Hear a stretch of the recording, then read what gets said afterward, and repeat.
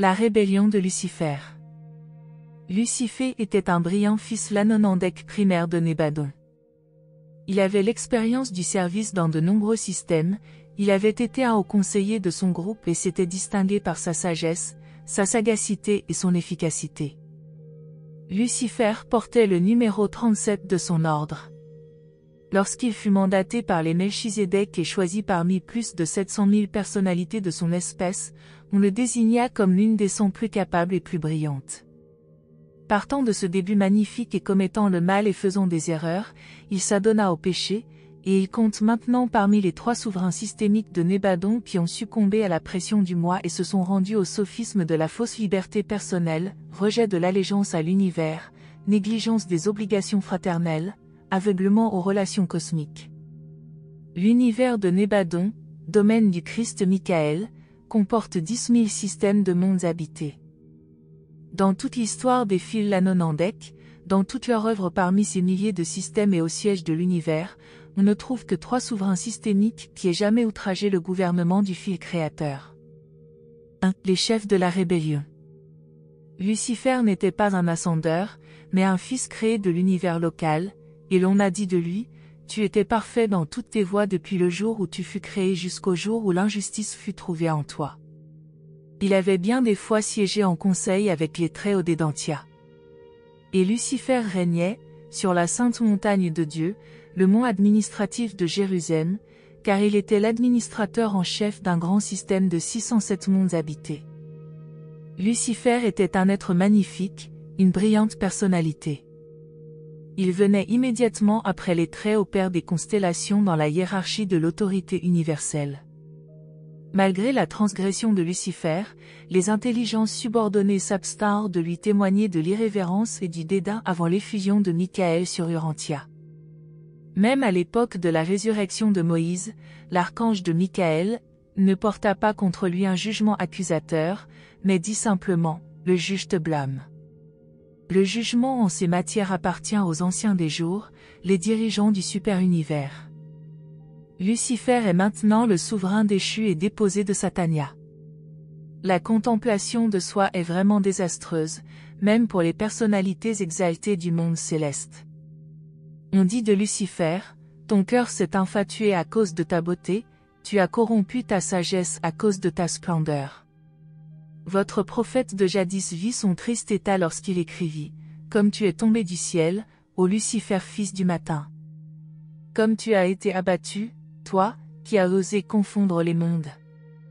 On a très peu entendu parler de Lucifer sur Urantia parce qu'il délégua Satan, son premier lieutenant, pour plaider sa cause sur votre planète. Satan était membre du même groupe primaire de l'Anonandek, mais n'avait jamais exercé les fonctions de souverain systémique. Il entra pleinement dans l'insurrection de Lucifer. Le « diable » n'est autre que Caligastia, le prince planétaire déposé d'Urantia et fils de l'ordre secondaire des l'Anonandek. À l'époque où Michael était incarné sur Urantia, Lucifer, Satan et Caligastia s'étaient ligués pour faire avorter sa mission d'effusion, mais ils subirent un cuisant échec. Abaddon était le chef d'état-major de Caligastia. Il suivit son maître dans la rébellion et a toujours agi depuis lors comme chef administratif des rebelles d'Urantia. Belzébuth était le chef des créatures médianes déloyales qui s'allièrent aux forces du traître Caligastia. Le dragon devint finalement le symbole représentatif de ces 3 mauvais personnages. Lors du triomphe de Michael, Gabriel descendit de Salvington et lia le dragon, tous les chefs rebelles, pour un âge. Quant aux rebelles séraphiques de Jérusalem, il est écrit d'eux, et les anges qui n'ont pas gardé leur premier état, mais qui ont abandonné leur propre demeure, il les a solidement enchaînés dans les ténèbres en les réservant pour le jugement du grand jour. 2. Les causes de la rébellion. Lucifer et son premier assistant, Satan, avaient régné sur Jérusalem pendant plus de 500 000 ans lorsqu'ils commencèrent à se dresser dans leur cœur contre le Père universel et son fils Michael, alors vice-gérant de Nébadon. Il n'y avait pas de conditions particulières ou spéciales dans le système de Satania pour suggérer ou favoriser une rébellion. Nous croyons que l'idée prit origine et forme dans le mental de Lucifer, et qu'il aurait pu être l'instigateur d'une telle rébellion ou qu'il eût été placé. Lucifer commença par annoncer ses plans à Satan, mais il fallut plusieurs mois pour corrompre le mental de son brillant et habile associé. Toutefois, quand Satan fut converti aux théories rebelles, il devint un audacieux et sérieux partisan de l'affirmation de soi et de la liberté. Personne ne suggéra jamais à Lucifer de se rebeller. L'idée de s'affirmer en opposition à la volonté de Michael et au plan du Père universel, tels qu'ils étaient représentés par Michael, prit naissance dans son propre mental. Ses relations avec le Fils créateur avaient été étroites et toujours cordiales. À aucun moment avant d'exalter son propre mental, Lucifer n'avait exprimé ouvertement de mécontentement à propos de l'administration de l'univers. Malgré son silence, et pendant plus de 100 ans du temps standard, l'Union des jours de Salvington avait informé Uversa par réflectivité que tout n'était pas en paix dans le mental de Lucifer. Cette information avait également été communiquée au Fils créateur et au Père de la constellation de Norlasiadek. Pendant toute cette période, Lucifer se mit à critiquer de plus en plus l'ensemble du plan d'administration de l'univers, tout en professant toujours une sincère loyauté envers les chefs suprêmes. Il manifesta franchement sa première déloyauté à l'occasion d'une visite de Gabriel à Jérusalem, juste quelques jours avant de proclamer ouvertement la déclaration luciférienne de liberté. Gabriel fut si profondément impressionné par la certitude d'une révolte imminente qu'il se rendit directement sur Edentia pour conférer avec les pères de la constellation sur les mesures à prendre en cas de rébellion ouverte. Il est très difficile de citer la cause ou les causes exactes qui culminèrent finalement dans la rébellion de Lucifer. Nous ne sommes certains que d'une chose, c'est que les premiers commencements, quels qu'ils aient été, eurent leur origine dans le mental de Lucifer. Il a dû exister un orgueil du moi qui s'est nourri au point de tromper Lucifer sur lui-même, de sorte qu'il se persuada réellement pendant un temps que sa rébellion projetée agirait effectivement pour le bien du système, et peut-être de l'univers. Au moment où la mise en œuvre de ses plans fut développée au point de le désillusionner, il était déjà indubitablement allé trop loin pour que son orgueil originel fauteur de désordre lui permît de s'arrêter. À un certain point de cette expérience, il cessa d'être sincère, et le mal se transforma en péché volontaire et délibéré. La conduite ultérieure de ce brillant administrateur en apporte la preuve. On lui fournit longtemps des occasions de se repentir, mais seuls quelques-uns de ses subordonnés acceptèrent la miséricorde offerte. Sur la requête des pères de la constellation, le fidèle des jours d'Edentia en personne présenta le plan de salut de Michael pour ses rebelles patents, mais la miséricorde du Fils créateur fut toujours rejetée, et même rejetée avec un mépris et un dédain croissant. 3. Le manifeste de Lucifer. Quels qu'eussent été les motifs initiaux de trouble dans le cœur de Lucifer et de Satan, la révolte se concrétisa sous forme de la déclaration luciférienne de liberté. La cause des rebelles fut exposée sous 3 rubriques. 1. La réalité du Père universel. Lucifer prétendit que le Père universel n'existait pas réellement, que la gravité physique et l'énergie d'espace étaient inhérentes à l'univers, et que le Père était un mythe inventé par les fils du paradis pour leur permettre de conserver le pouvoir sur les univers au nom du Père. Il nia que la personnalité fût un don du Père universel. Il insinua même que les finalitaires étaient de connivence avec les fils du paradis pour introduire la fraude dans toute la création, car ils ne rapportaient jamais une idée bien nette de la personnalité actuelle du Père telle qu'on peut la discerner au paradis. Il traita le respect d'ignorance. L'accusation était catégorique, terrible et blasphématoire. C'est sans aucun doute cette attaque voilée contre les finalitaires qui incita les citoyens ascendants alors présents sur Jérusalem à rester fermes et à résister résolument à toutes les propositions des rebelles. 2. Le gouvernement universel de Michael, le Fils créateur. Lucifer soutint que les systèmes locaux devaient être autonomes. Il protesta contre le droit de Michael, le Fils créateur, d'assumer la souveraineté de Nébadon au nom d'un père paradisiaque hypothétique et de demander à toutes les personnalités de reconnaître leur allégeance à ce père invisible. Il affirma que tout le plan d'adoration était un stratagème pour servir l'ambition des fils du paradis. Il accepta de reconnaître Michael comme son père créateur, mais non comme son Dieu et son chef légitime. Il attaqua très violemment le droit des anciens des jours, potentats étrangers, de se mêler des affaires des systèmes locaux et des univers. Il stigmatisa ses dirigeants comme tyrans et usurpateurs. Il exhorta ses partisans à croire qu'aucun de ses dirigeants ne pouvait rien faire pour interférer avec le jeu de l'autonomie complète, pourvu que les hommes et les anges aient seulement le courage de s'affirmer et de réclamer audacieusement leurs droits. Il prétendit que l'on pouvait empêcher les agents exécutifs des anciens des jours d'agir dans les systèmes locaux, pourvu seulement que les indigènes veuillent affirmer leur indépendance. Il soutint que l'immortalité était inhérente aux personnalités du système, que la résurrection était naturelle et automatique, et que tous les êtres n'étaient empêchés de vivre éternellement que par les actes arbitraires et injustes des agents exécutifs des anciens des jours. 3. L'attaque contre le plan universel d'éducation des mortels ascendants. Lucifer soutint que l'on dépensait beaucoup trop de temps et d'énergie à instruire si complètement les mortels ascendants dans les principes d'administration de l'univers, principes qu'il qualifiait de peu éthiques et de malsains. Il protesta contre le programme obligeant à préparer, pendant des âges, les mortels de l'espace en vue de quelque destinée inconnue et signala la présence, sur Jérusalem, du corps des finalitaires comme une preuve que ces mortels avaient passé des millénaires de préparation pour une destinée de pure fiction. Il fit remarquer avec dérision que les finalitaires n'avaient pas rencontré de destinée plus glorieuse que d'être renvoyés sur une sphère semblable à celle de leur origine. Il suggéra qu'ils avaient été corrompus par un excès de discipline et un entraînement trop prolongé, et qu'en réalité ils trahissaient leurs compagnons mortels, puisqu'ils coopéraient maintenant au plan cherchant à asservir toute la création en faisant croire au mythe d'une destinée éternelle pour les mortels ascendants. Il soutint que les ascendeurs devaient jouir de la liberté de déterminer leur sort eux-mêmes.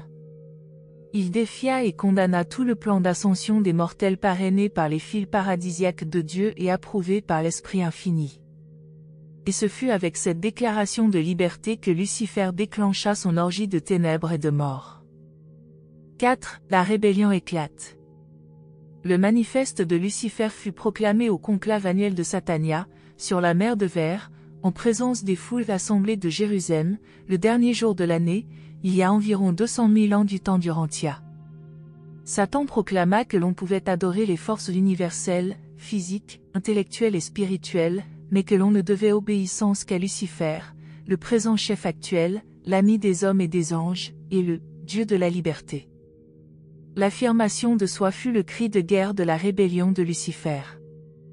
L'un des principaux arguments de Lucifer fut le suivant: si un gouvernement autonome était bon et juste pour les Melchizedek et pour d'autres groupes, il était également bon pour tous les ordres d'intelligence.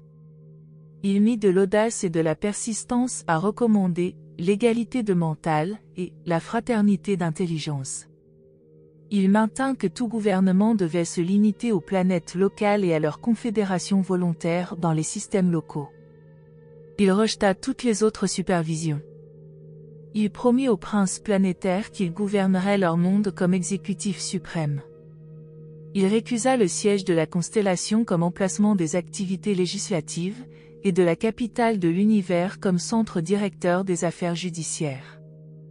Il soutint que toutes ces fonctions gouvernementales devaient être concentrées sur les capitales des systèmes, et se mit à établir sa propre assemblée législative et organisa ses propres tribunaux sous la juridiction de Satan. Et il prescrivit que les princes des mondes apostats en fissent de même. Tout le cabinet administratif de Lucifer passa en bloc dans son camp. Ses membres furent publiquement assermentés comme agents de l'administration du nouveau chef, des mondes et des systèmes libérés. Il y avait eu 2 rébellions antérieures dans Nébadon, mais dans des constellations lointaines. Lucifer soutint que ces insurrections avaient échoué parce que la majorité des êtres intelligents n'avaient pas suivi les chefs. Il affirma que les majorités gouvernent et que le mental est infaillible. La liberté que lui donnaient les dirigeants de l'univers soutint apparemment beaucoup de ses prétentions néfastes. Il défia tous ses supérieurs, cependant, ils ne parurent pas prêter attention à ses agissements. Il fut laissé libre de poursuivre son plan séduisant sans empêchement ni entrave. Lucifer présenta tous les délais miséricordieux de la justice comme une preuve que le gouvernement des fils du paradis était incapable d'arrêter la rébellion. Il se mit à défier ouvertement et avec arrogance Michael, Emmanuel et les anciens des jours, puis il présenta leur absence de réaction comme une preuve positive que les gouvernements de l'univers et du super-univers étaient impuissants. Gabriel était présent en personne tout au cours de ces débats déloyaux, et il annonça simplement qu'au moment opportun, il parlerait pour Michael, que le choix de tous les êtres serait libre et aucunement forcé, et que le gouvernement des filles pour le Père ne désirait la loyauté et la dévotion que si elles étaient volontaires, données de tout cœur et à l'épreuve des sophismes. Lucifer fut laissé libre d'établir son gouvernement rebelle et de l'organiser complètement avant que Gabriel fît le moindre effort pour contester le droit à la sécession ou pour contrecarrer la propagande rebelle. Par contre, les pères de la constellation limitèrent immédiatement au système de Satania l'action des personnalités déloyales. Ce délai fut néanmoins une période de grande tribulation et d'épreuve pour les êtres loyaux de tout Satania. Tout fut chaotique pendant quelques années, et il régna une grande confusion sur les mondes des maisons. 5. Nature du conflit. Lorsque la rébellion de Satania éclata, Michael prit conseil de son frère paradisiaque Emmanuel. À la suite de cette importante conférence, Michael annonça qu'il poursuivrait la politique qui avait caractérisé sa manière de traiter des soulèvements similaires dans le passé et adopterait une attitude de non-intervention. À l'époque de cette rébellion et des deux précédentes, il n'existait pas d'autorité souveraine absolue et personnelle dans l'univers de Nébadon. Michael gérait par droit divin comme vice-gérant du Père universel, mais pas encore en vertu de son propre droit personnel. Il n'avait pas parachevé sa carrière d'effusion, il n'avait pas encore été investi de tout pouvoir dans les cieux et sur la terre.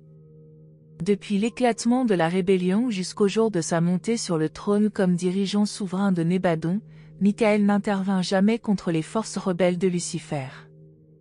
Il les laissa se déchaîner librement pendant presque 200 000 ans du temps d'Urantia.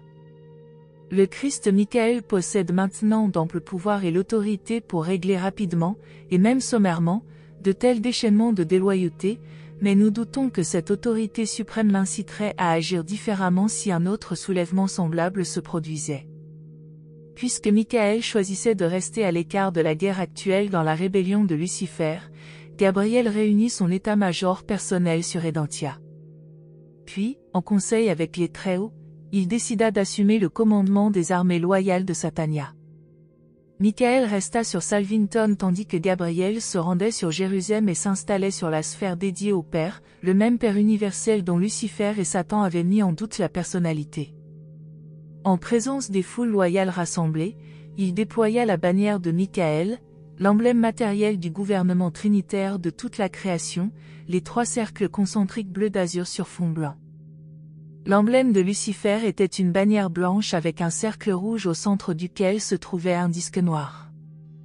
Il y eut guerre dans le ciel, le lieutenant de Michael et ses anges combattirent contre le dragon, Lucifer, Satan et les princes apostats, et le dragon et ses anges rebelles combattirent, mais ne prévalurent pas.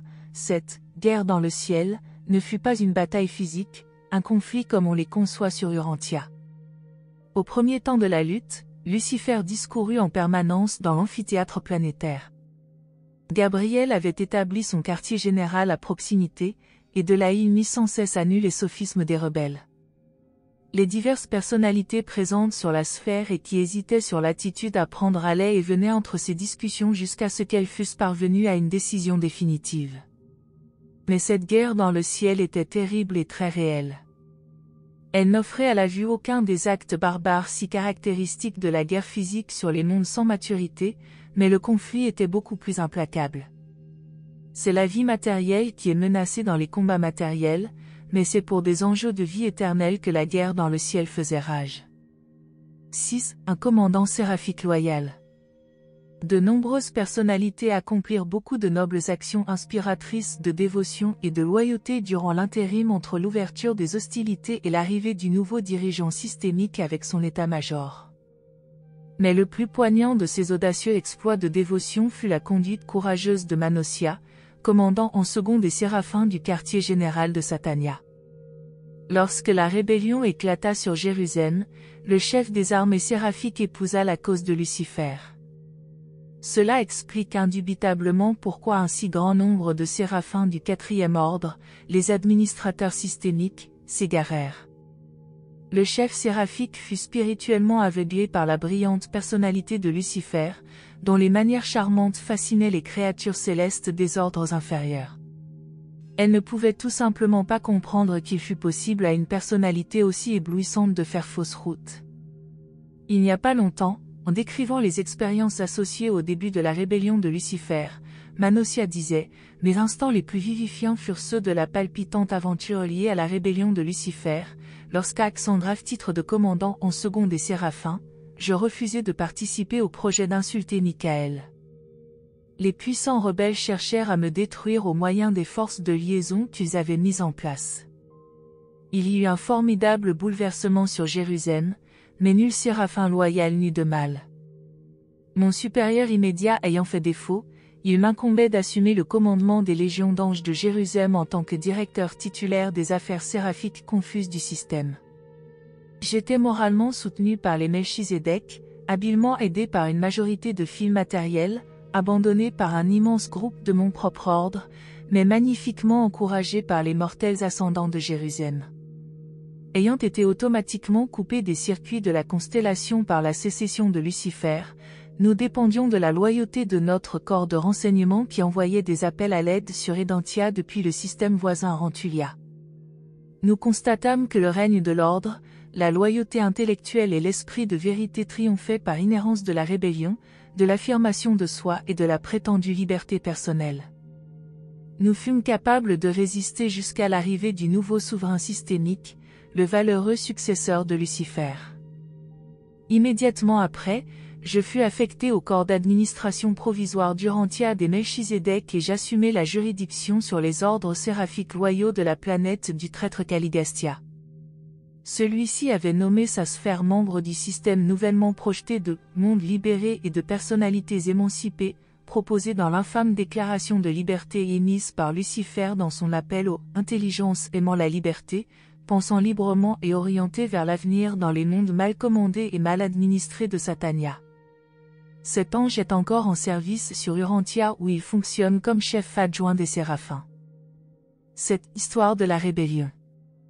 La rébellion de Lucifer eut lieu à l'échelle systémique. 37 princes planétaires séparatistes firent passer, dans une large mesure, les administrations de leur monde du côté de l'Archirbel.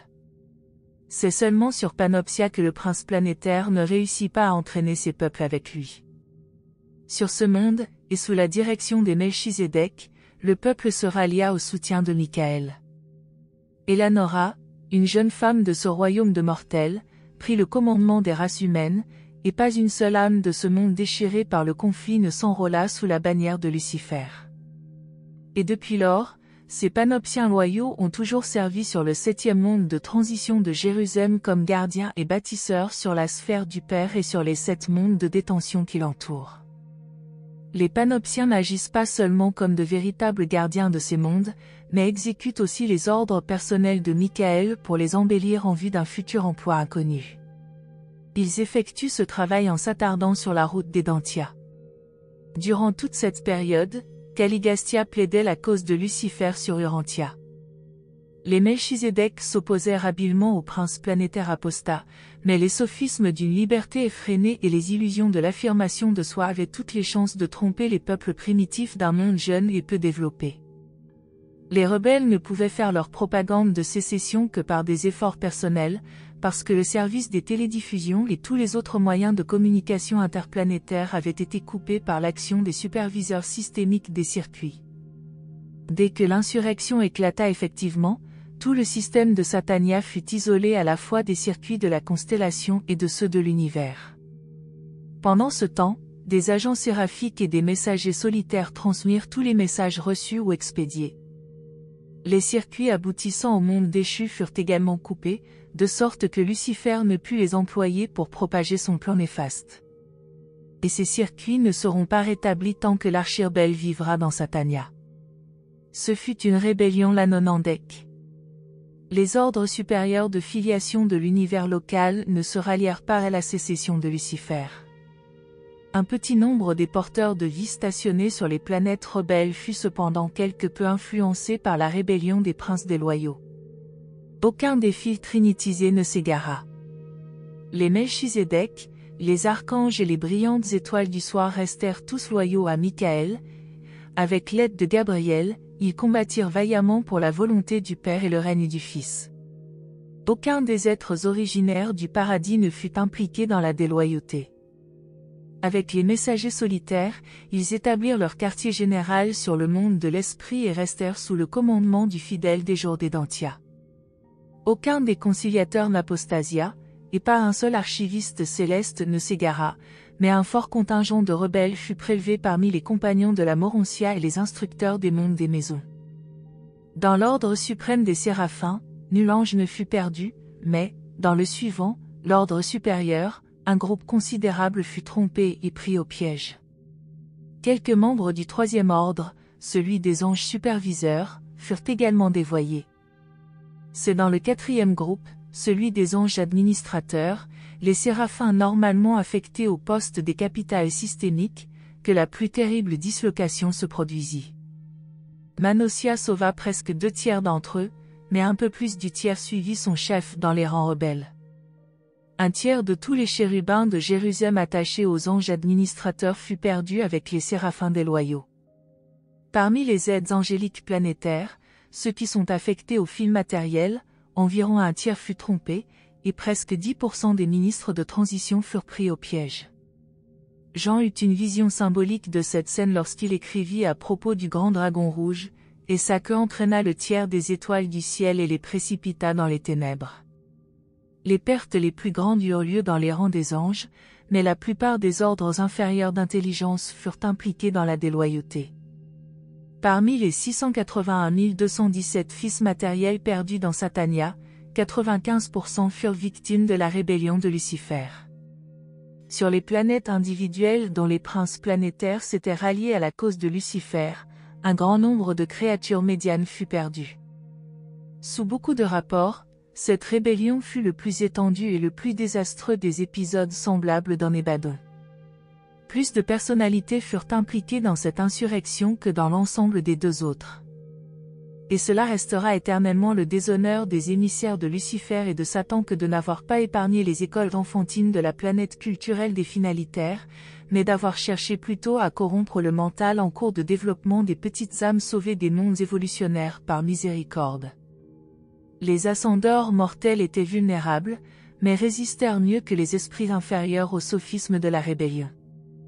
Beaucoup de personnalités des premiers mondes des maisons, parmi celles qui n'avaient pas atteint la fusion définitive avec leur ajusteur, tombèrent.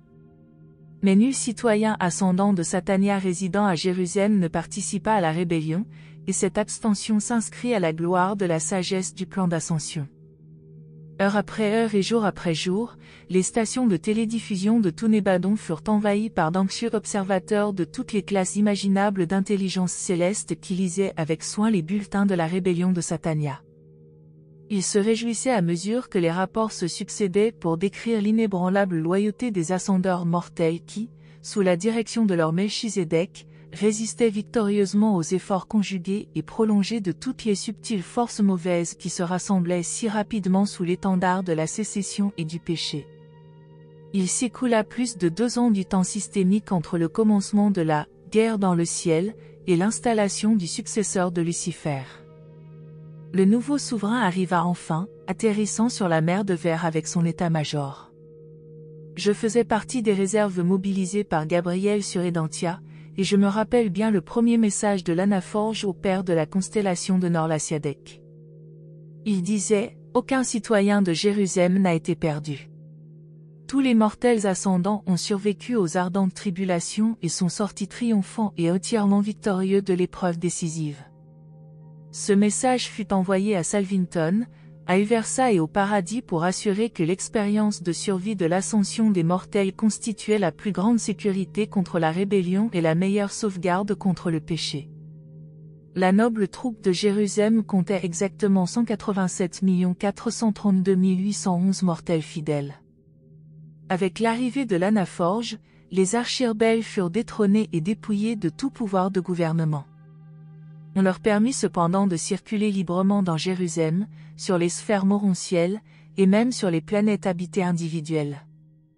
Ils poursuivirent leurs efforts trompeurs et séducteurs pour confondre et dévoyer le mental des hommes et des anges, mais, en ce qui concernait leur travail sur le mont administratif de Jérusalem, leur place ne fut plus trouvée. Lucifer était bien privé de toute autorité administrative dans Satania, mais il n'existait alors dans l'univers local ni puissance pour emprisonner ce rebelle pervers, ni tribunal pour l'anéantir. À cette époque, Michael n'était pas encore dirigeant souverain. Les anciens des jours ont soutenu les pères des constellations qui s'emparaient du gouvernement systémique, mais n'ont communiqué aucune décision ultérieure dans les nombreux appels encore en cours concernant le statut présent et le sort futur de Lucifer, de Satan et de leurs associés. C'est ainsi que ces archirebelles purent sillonner le système tout entier pour chercher à faire pénétrer davantage leur doctrine de mécontentement et d'affirmation de soi. Mais, depuis plus de 200 000 ans d'Urantia, ils ont été incapables de faire prévaloir leur tromperie sur un autre monde. Aucun monde de Satania n'a été perdu depuis la chute des 37, même parmi les mondes plus jeunes peuplés seulement après la rébellion. Bi, le fils de l'homme sur Urantia. Lucifer et Satan rôdèrent librement dans le système de Satania jusqu'au parachèvement de la mission d'effusion de Michael sur Urantia. La dernière fois où ils se trouvèrent ensemble sur votre monde fut le moment de leur assaut conjugué contre le Fils de l'homme.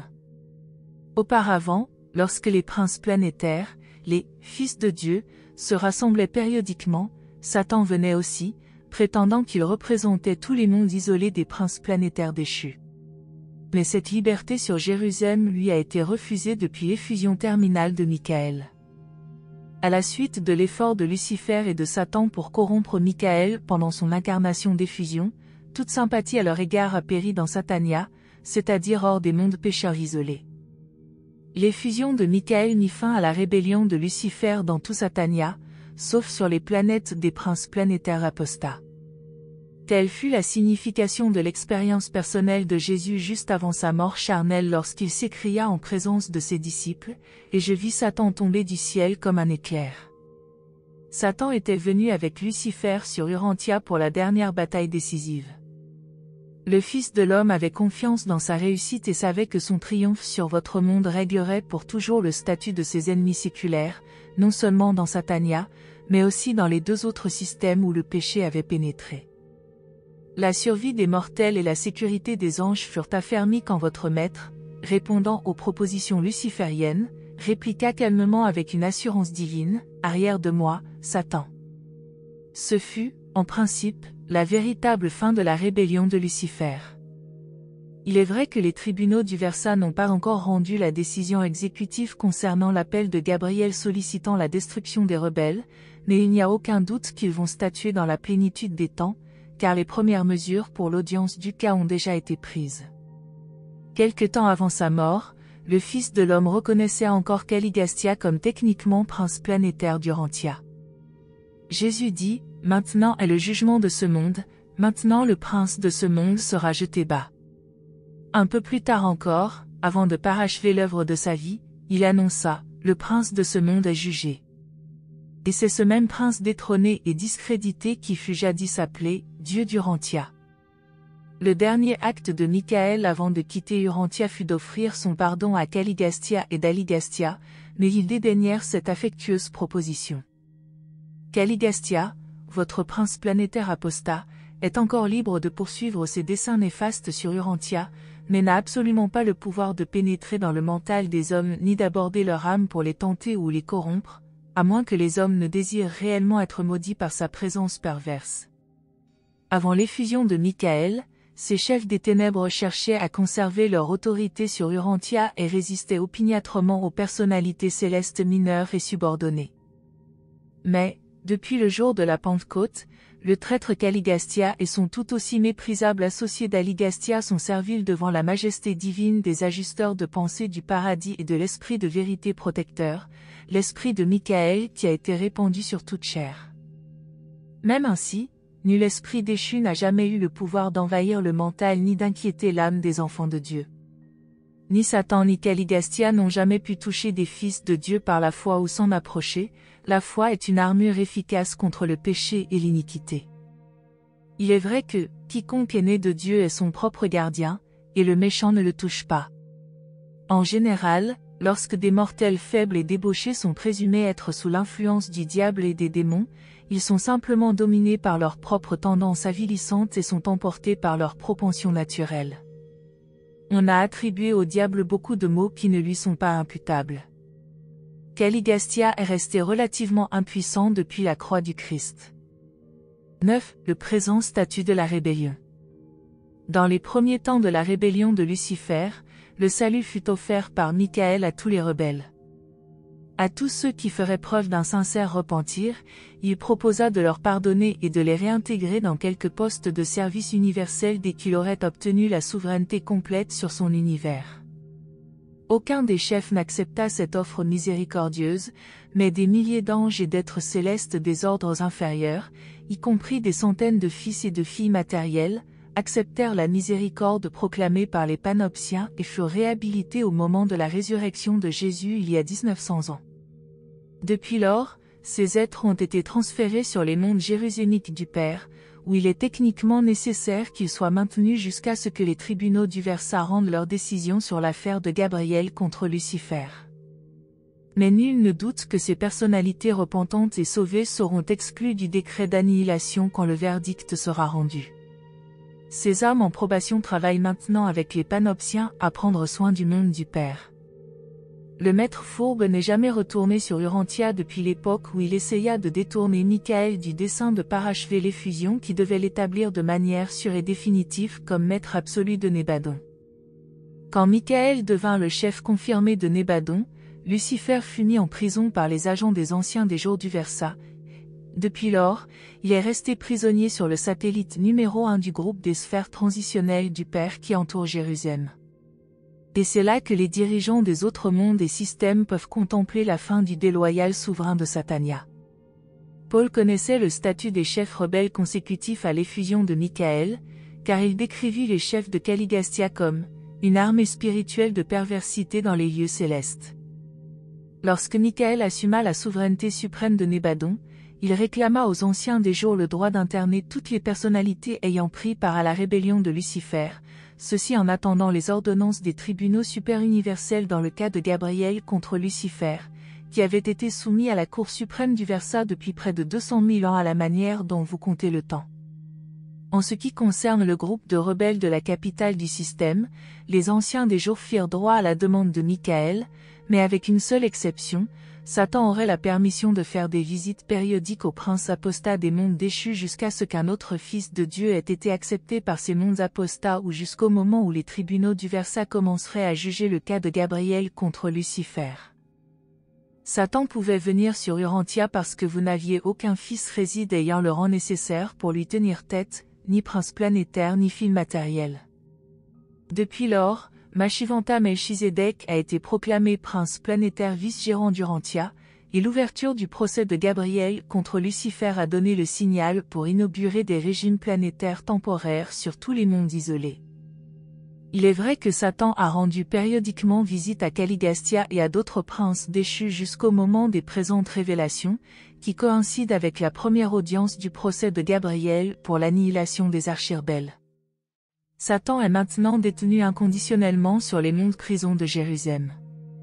Depuis l'effusion finale de Michael, personne dans tout Satania n'a désiré se rendre sur les mondes prisons pour porter secours aux rebelles internés. Et il n'y a plus eu d'être gagné à la cause du trompeur. Pendant 19 siècles, le statut de ces rebelles n'a pas changé. Nous ne nous attendons pas à ce que les présentes restrictions de Satania soient levées avant que les anciens des jours aient définitivement disposé des archirebelles. Les circuits systémiques ne seront pas rétablis tant que Lucifer vivra. En attendant, ce dernier est complètement inactif. Sur Jérusalem, la rébellion a pris fin. Elle se termine sur les mondes déchus aussi vite que les fils divins y arrivent. Nous croyons que tous les rebelles en mesure d'accepter la miséricorde l'ont déjà fait. Nous attendons le message éclair télédiffusé qui privera ces traîtres de l'existence de personnalité. Nous prévoyons que le verdict du Versa sera annoncé par l'ordre d'exécution télédiffusé qui annihilera ces rebelles internés. Alors, vous chercherez leur place, mais ne la trouverez pas, et ceux qui t'ont connu parmi les mondes seront étonnés de toi, tu as été une terreur, mais tu n'existeras plus. C'est ainsi que tous ces traîtres indignes deviendront comme s'ils n'avaient jamais été. Tout le monde attend le décret du Versa. Mais, pendant des âges, Les 7 mondes prisons de ténèbres spirituelles dans Satania ont constitué un avertissement solennel pour tout Nébadon. Ils proclament éloquemment et efficacement la grande vérité, que la route du transgresseur est dure, que chaque péché contient caché en lui le germe de sa propre destruction, que le salaire du péché est la mort.